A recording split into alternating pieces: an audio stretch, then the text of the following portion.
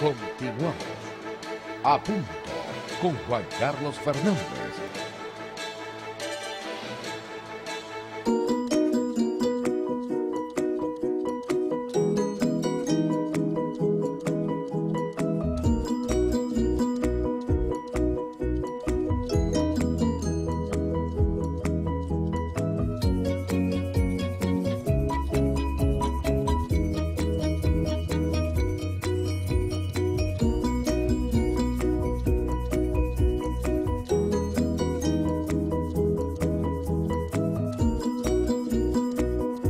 Una contribución de A Punto con Juan Carlos Fernández para una Venezuela mejor. Continuamos, mis queridos amigos, continuamos. Les decía que hay un aumento según, según Médicos Unidos por Venezuela. Esta es una cifra sumamente elevada. 213 médicos fallecidos en el país y la cifra total de fallecidos es de 658. O sea, un poco como el 30% de las personas fallecidas son del área de la salud. Es una cifra muy elevada que debería llamar a la atención a los prestadores, digamos, al sistema de salud venezolano para determinar por qué tantos médicos venezolanos mueren en la lucha contra la pandemia. Si es cierto esta cantidad que nos dice Médicos Unidos por Venezuela. Dime. Juan Carlos, y buenas tardes. Dime. Ya tienes audio. Ya tengo audio. Buenas tardes, ¿cómo están? Gracias por estar allí pendiente de nuestro programa A Punto. Yo conversaba con una doctora acá en la ciudad y me decía que los médicos están más propensos a contraer el coronavirus por la carga viral. Claro. Normalmente una persona que tiene coronavirus se puede encontrar con otra persona y se contagia de coronavirus. Pero el médico está constantemente encima de la persona, y no de una, no de varias, y la carga viral es demasiado y por eso son mucho más propensos todos los enfermeros y médicos de contagiarse de coronavirus. Pero déjame decirte, por ejemplo, Luisa, ¿te acuerdas de Luisa? Sí, que era por nuestra supuesto. asistente. Luisa está de médico en Colombia y a ella le cambian el traje de bioprotección 2 veces al día. Le dan pastillas para aumentar la carga inmunológica y le cambian 2 veces al día el tapaboca. Eso no ocurre en Venezuela. No. Acá los médicos están más expuestos por falta de implementos para poder mantenerse. Tenemos aquí a Sadio Garavini de turno, internacionalista. Sadio, ¿cómo estás? Buenas tardes. Buenas tardes, Juan Carlos, y buenas tardes a todos los que nos escuchan. Un gran placer poder conversar contigo, Sadio. Cuéntanos qué ha sucedido hoy en el Consejo de los Derechos Humanos, que abre la noticia de esta aprobación de la continuidad de la presencia de la oficina de la señora Bachelet en Venezuela, y apenas 3 países votaron en contra, pero hay una cifra importante de abstenciones, entre ellas México, que venía votando a favor de Venezuela, se abstuvo, y Argentina votó a favor. ¿Qué pasó? ¿Hay un cambio de ángulo de estos países que están viendo otra realidad en Venezuela a la que estaban viendo? Bueno, el efecto del informe de más de 400 páginas del Comité de Verificación de Hechos de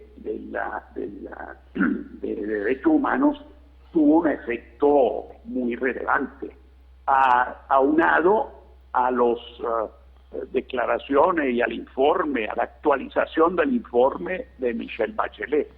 Estas dos, digamos, noticias tuvo sus efectos. Y efectivamente, como tú dices, en el Consejo de Derechos Humanos hubo solo 2 votos en contra, porque el de Venezuela no se calcula. O sea, hubo una abrumadora mayoría de más de 22 países, hubo abstenciones y solo 2 votos en contra. Creo que Eritrea y Filipinas. Imagínense. Exactamente, Entonces, Eritrea y Filipinas. Y en el caso de Siria, que también hubo una votación en materia del tema de derechos humanos, el único voto en contra, el único, fue el de Venezuela. Así que está muy, vamos a decir, el caso venezolano tiene un acento evidente, o sea, el aislamiento a nivel internacional es grande. Y lo que tú dices, que México se abstuvo, y el caso de Argentina es más interesante todavía, porque votó a favor de la posición. Recordemos que hace apenas unos días el embajador político ante la OEA había dado una declaración en el Consejo de la OEA que desestimaban el informe de los expertos del Consejo de Derechos Humanos, y después vimos al canciller Solá, que hablaba y le cambiaba la posición de Argentina. Dijo que Argentina no estaba a favor de ese informe, que estaba consciente de la violación de derechos humanos en Venezuela, y que el embajador había dado unas declaraciones más bien personales y que debería haber más bien seguido las instrucciones de su gobierno. Eso es para un embajador, y te lo digo Claro. no por otra cosa, pero tenía una experiencia que es ser jefe de misión diplomática. Eso es un regaño, o sea, el decirle que bueno, esa es la opinión del embajador, pero debería haber pedido y solicitado unas instrucciones al respecto. Prácticamente para presentar la renuncia, ¿no? Bueno, sí, si tuviese respeto por su carrera. Lo que pasa es que no es un hombre de carrera, es un embajador político enviado por el sector kirchnerista. Ahí es donde está el tema. El gobierno de Fernández, el presidente, sabemos que hay una vicepresidente, otra Fernández, en este caso Cristina, y hay diferencias entre ellos que precisamente se ven en estas situaciones. El embajador ante la OEA es evidentemente del área kirchnerista, cercana a Cristina, y el canciller, en cambio, es un hombre cercano al presidente, Sabio, que es el que está llevando el tema de una forma distinta de la que la llevaría la vicepresidenta. si me permites pasar de tema, nos vamos para Inglaterra. Ayer la Corte inglesa decidió, echar para atrás la sentencia que le permitía a Guaidó el manejo de los recursos en oro que están en el Banco de Inglaterra, para intentar dirimir el tema de a quién reconocer. Pero hay una carta, entiendo, de la reina de Inglaterra, donde reconoce a Guaidó. Entiendo que en esa monarquía parlamentaria la reina es la jefa de Estado y el primer ministro es el jefe de gobierno. ¿Cómo aplica eso? ¿La carta de la reina tiene un valor para el Estado inglés sobre a quién reconoce?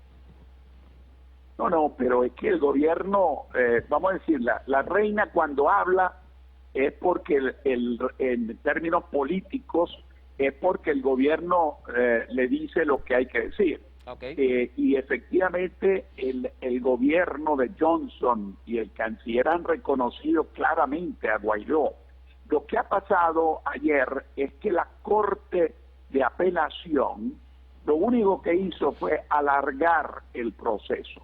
No es que echó para atrás la decisión de la Corte de primera instancia, eso hay que entenderlo.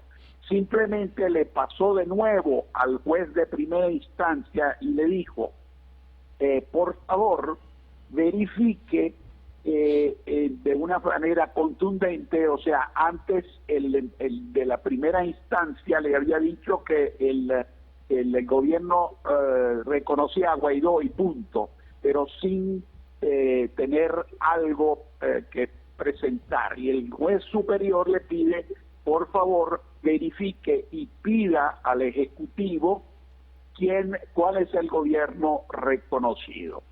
Entonces aquí estamos. Lo que pasa es que hay una situación un poco peculiar entre los europeos. Hay que entender que Venezuela está haciendo historia. No hay precedentes en el mundo diplomático de una situación como esta. O sea, los gobiernos europeos, en su mayoría, el británico en particular, reconoce a Guaidó y desconoce de Maduro. Pero mantienen el embajador Por de Maduro razones- y al de Guaidó. Ahí está el punto. Por razones de interés, particularmente los países que tienen intereses y comunidades como los italianos, los portugueses y los españoles en particular, que quieren mantener abierta su embajada en Venezuela, quieren mantener abierto su consulado en Venezuela, porque se lo piden las comunidades y las empresas que todavía están presentes en territorio venezolano, controlado por la fuerza bruta, por el régimen de... Evidentemente mantienen la comunicación todavía con el régimen de Maduro y no sacan, digamos, de la casa de la embajada en Londres a los diplomáticos enviados, hay un encargado de negocio de Maduro. En cambio, por ejemplo, Estados Unidos y Paraguay y Brasil fueron muy claros, rompieron relaciones con el régimen, cerraron su embajada y reconocen, en el caso, como es el caso de Carlos Vecchio, evidente, al embajador de Guaidó, y no solamente eso, Vecchio tiene el control de la residencia, de las oficinas, etcétera. Ahora, en cambio, los europeos, por la situación de mantener a sus comunidades y a sus empresas presentes aquí en territorio venezolano, todavía amparadas por el cónsul y el embajador, aun cuando, fíjate tú lo interesante, Italia, que desconoce a Maduro como presidente, tiene aquí un embajador, pero lo llama encargado de negocio. O sea, no presentó credenciales a Maduro. Precisa, aún siendo un hombre que venía de ser embajador, o sea, él tiene rango de embajador, porque era embajador en Bolivia. Pero regresando al caso de Gran Bretaña, el tema es que precisamente por esa situación entre régimen de facto y gobierno reconocido de jure, hay esa duda que tuvo el juez superior, que le pide al de primera instancia que le aclare cuál es el gobierno reconocido por el gobierno británico. Ahora,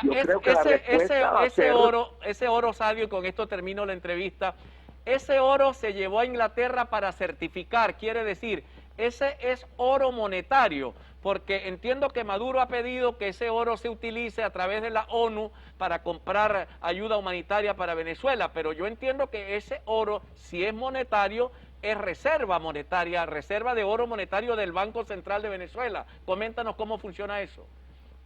Mira, te oí un poco mal por el ruido, pero entendí, sí, es oro de la reserva monetaria. El oro que está en el Banco de Inglaterra era del Banco Central de Venezuela, no es el oro de sangre que están utilizando ahora para pagarle la gasolina a Irán o pagarle la pasta a Turquía.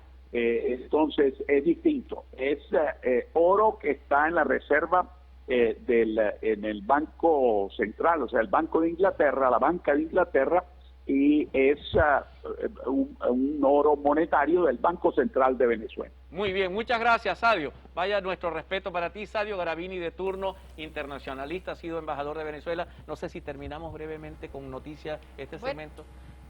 Permíteme, no me da chance a terminar el segmento con los muchachos. Vamos a identificar, regresamos en un momento.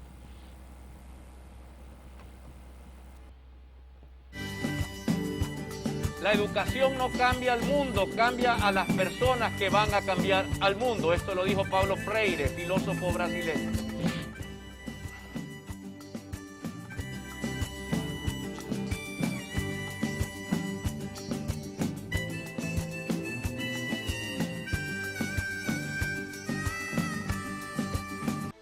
Ya regresamos. A punto con Juan Carlos Fernández. Y en la nueva farmacia Mega Ahorro Las Tunas tenemos disponibles variedades de medicamentos. ¿Necesitas medicamentos? Tu hijo está en Perú, está en Chile, está en Estados Unidos. Nos puede pagar con moneda extranjera, no puede pagar con transferencia y nosotros llevamos a tu casa los medicamentos. Llámanos ya al 0424.